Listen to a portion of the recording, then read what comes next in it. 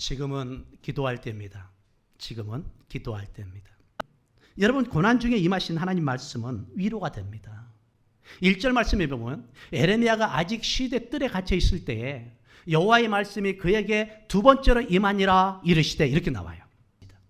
에레미야는 요시야 왕 때부터 시드기야 왕까지 약 5명의 왕을 때 활동했던 선지자가 에레미야입니다. 그리고 요시야가 누구냐는 거예요. 요시야는 여러분이 아는 남쪽 유다의 개혁의 최선봉에 있었던 왕입니다. 그래서 개혁의 최선봉에 있어서 이 왕 때는 우상을 제거했고 철저하게 하나님 중심으로 돌아가려고 몸부림쳤고 돌아갔던 시대입니다. 이때부터 에레미야가 활동했습니다. 요시야는 그렇게 개혁을 외쳤다가 죽습니다. 그리고 그 네 번째 아들인 여호아하스가 왕이 됐습니다. 여호아하스가 왕이 됐을 때 역시 그는 아버지의 뒤를 따라서 개혁적인 왕이 아니라 악하고 패역한 왕이 됩니다.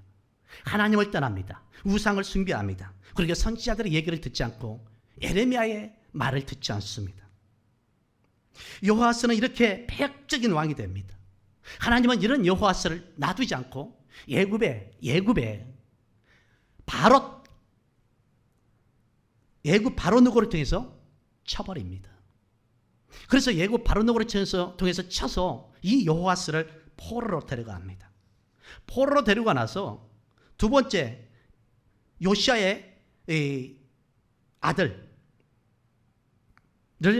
왕으로 세웁니다. 그것이 요시야의 두 번째 아들인 엘리야김, 여호야김입니다. 여호야김을 왕으로 세웁니다. 이 여호야김을 왕으로 세워서 이가 왕정생활 하면서 어떻게 하냐? 여호아스는 예굽의 말을 안 들었잖아요. 근데 이 여호야김은 예굽에서 왕으로 세웠고 그 이름도 여호야김이라고 바꿔준 게 예굽이거든요. 그러니까 친예굽 정책을 핍니다. 그 예굽으로 쭉 기울러 버립니다. 예굽에 기울어서 뭐하냐? 예굽이 기뻐하는 이 세금을 모아서 갖다 바칩니다.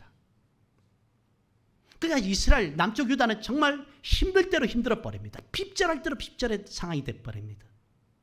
하나님께서 이런 엘리야김을 보면서 어떻게 하시냐?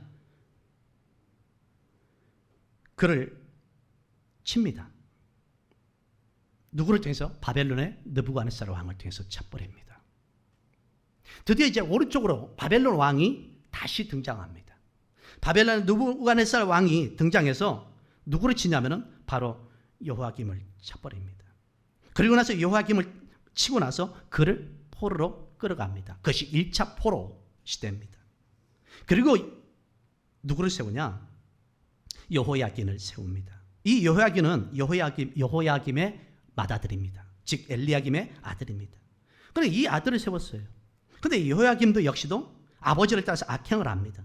바벨론 왕이 군대에 대항하기도 합니다. 왜? 바벨론 왕이 세웠는데 거기에 반항한단 말이에요. 그러니까 바벨론 왕이 다시 쳐버립니다. 그럼 어떻게 하냐? 그를 바벨론 포로로 끌려갑니다. 이게 2차 포로입니다. 그러고 나서 세운 게 누구냐면 시드기야입니다. 시드기야는 원래 이 mat단이야라고 해서 요시야의 세 번째 아들입니다. 그러니까 요시야의 아들들 3명, 그 다음에 그의 손자 여호야긴이 왕이 되면서 이 남쪽 유다는 멸망하는 거예요. 그러면 시드기야를 누가 세웠어요? 바벨론의 느부갓네살 왕이 세웠어요. 그런데 이 시드기야가 문제가 뭐냐면 지금 오늘 본문이 바로 시드기야 시대 때 일입니다. 유약합니다. 그래서 예레미야를 자주 불러서 정세를 묻고 상황을 묻기도 하지만 당시의 집권자들, 즉 남쪽 유다에 있었던 집권자들, 이 권력자들의 그 등세에 휘말려서 자기 정치를 하지 못합니다. 두 번째는 이 시대가 거짓 선지자들이 많습니다. 그러다 보니까 뭔가 시드기야를 통해서 예레미야한테 듣고 시드기야 왕이 뭔가 하려고 하면 유약하다 보니까 거짓 선지자들이 왕이요, 걱정하지 마라. 하나님께서 왕에게 주는 것은 평안이다. 그리고 축복이다. 걱정하지 마라. 이 귀에 좋은 얘기만 하는 거예요. 이 귀에 좋은 얘기라니까 시드기야가 다시 주저앉아 버립니다. 그 예레미야가 어떻게 하냐? 왕이요, 더 이상 집권자들의 말을 들어서도 안 됩니다. 거짓 선지자의 말을 들어서도 안 됩니다. 지금은 바벨론에 항복해야 됩니다. 그래야 나라가 살고 왕의 자식들이 살고 백성들이 삽니다. 예굽에 손잡지 말고 바벨론에 항복하십시오. 당시 시드기야는 집권자들의 말을 들어서 예레미야를 감옥에 가둬버립니다. 감옥에 가둔 내용이 바로 1절 내용이에요. 예레미야는 세상과 타협하지 않고 오직 하나님의 공의 앞에서 선포하는 거예요. 그랬더니 그에게 돌아온 것은 뭐냐면 죽음과 멸시예요. 그럼에도 불구하고 예레미야는 타협하지 않아요. 그리고 오늘 1절처럼 그가 시대뜰에 갇혀 있어요. 갇혀 있는 예레미야의 마음은 어떨까요? 예레미야의 심정은 어떨까요? 점점점 예레미야는 보고 있는 거예요. 이 나라가 풍전등화처럼 점점점 바벨론의 그 압박 속에서 언젠가 멸망할 그 시기가 다가옴을 보고 있는 거예요. 눈앞에 와 있음을 보고 있는 거예요. 왜? 느부갓네살 왕이 바벨론 강력한 군대를 이끌어와서 예루살렘을 포위해버렸거든요. 그렇게 절망하며 탄식하면서 눈물로써 보내고 있을 때 예레미야서 33장 1절이 그거예요. 하나님께서 그에게 임하셨다는 거예요. 할렐루야. 하나님께서 그에게 임하셨다. 여러분, 자고 우면하지 맙시다. 우리가 지금 영적으로 감옥 같은 세상에 산다 할지라도, 영적으로 감옥 같은 환경이 있다 할지라도, 우리가 예레미야처럼 믿음의 절기와 신앙의 정절을 지키면서 오직 하나님만 바라볼 수 있기를 소망합니다. 그때 하나님께서는 우리에게 영적인 감옥인 이 세상 속에서 우리에게 찾아오실 줄 믿습니다. 하나님이 찾아오시면 뭘로 찾아올까요? 빛 가운데 찾아오시고 또 영광 가운데 찾아오시지만 지금 우리 세대에 찾아오시면 말씀으로 찾아오심을 믿으시기 바랍니다. 하나님께서 말씀으로 찾아오실 줄 믿습니다. 그 말씀을 통해서 우리를 이루하실 줄 믿습니다. 그 말씀을 통해서 우리를 회복시켜 주실 줄 믿습니다. 그 말씀을 통해서 우리를 다시 일으켜 세워가실 줄 믿습니다. 사랑하는 성도 여러분, 이분이 하나님이심을 믿으시기 바랍니다. 두 번째는 고난 중에 하나님의 은혜를 구하라는 얘기입니다. 고난 중에 하나님의 은혜를 구하라. 2절 보십시오. 이를 행하시는 여호와, 그것을 만들며 성취하시는 여호와, 그의 이름을 여호와라는 이가 이와 같이 이르시도다. 여러분, 하나님은 예레미야가 감옥에 있을 때 그에게 찾아오셔서 이렇게 말씀하세요. 예레미야야, 내가 누군 줄 아니? 나는 일을 행하시며 그것을 만들어 성취하는 여호와다. 이 말씀 속에 예레미야는 뭘 깨닫는지 아세요? 하나님을 묵상하는 거예요. 그래, 하나님, 그 하나님의 과거의 이스라엘 백성들을 보면 하나님이 모세와 애굽에 있을 때 이스라엘 백성들을, 모세와 이스라엘 백성들을 향해서 일을 행하셨지. 사람은 할 수 없는 일을, 사람으로서는 도저히 감당할 수 없는 일을 행하셨지. 그래, 하나님께서 그것을 이루어 가셨지, 성취하셨지. 이스라엘 역사를 보니까 그런 거예요. 여러분, 남쪽 유다는요, 아까 지도를 보셨듯이 당시의 고대 근동시대, 아니면 당시 시대에 강한 나라가 아닙니다. 바벨론도 강한 나라입니다. 아수르도 강한 나라입니다. 그리고 애굽도 강한 나라입니다.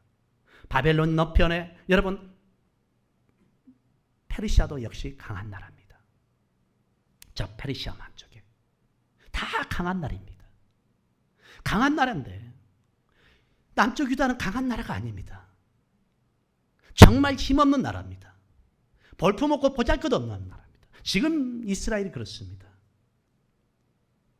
저 약한 나라가 누구 없이는요, 하나님이 도움 없이는 아무것도 할 수 없는 거예요.